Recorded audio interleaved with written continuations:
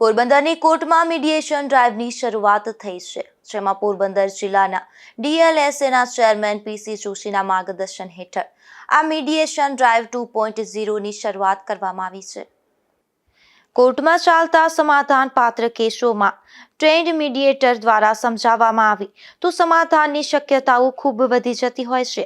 આવા જ ઉદ્દેશથી કોર્ટમાં ચાલતા સમાધાન પાત્ર કેસોની તકરારોના નિવારણ માટે ગુજરાત રાજ્ય કાનૂની સેવા સત્તામંડળ દ્વારા રાજ્યમાં મીડિયેશન ડ્રાઈવનું આયોજન કરવામાં આવી રહ્યું છે, જેમાં પોરબંદર ખાતે સાંદીપની રોડ સેવા સદન 2ની સામે મીડિયેશન સેન્ટર ફ્લોર જિલ્લા અદાલત બિલ્ડિંગ ખાતે મીડિયેશન ડ્રાઈવનું આયોજન કરવામાં આવ્યું છે.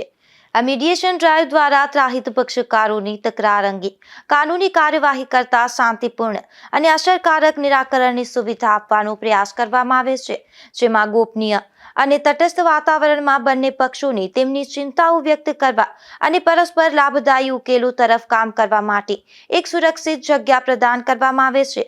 આ મીડિયેશન ડ્રાઈવમાં ભાગ લઈ અને પક્ષકારો લાંબી અને ખર્ચાળ અદાલતી કાર્યવાહી ટાળી શકે છે. ન્યાય મળે તે સુનિશ્ચિત કરતી વખતે કાર્યક્ષમ નિરાકરણને પ્રાથમિકતા આપવામાં આવશે. નિપુલ પોપટ સાથે અશોક થાનકી, ગુજરાત ન્યૂઝ, પોરબંદર.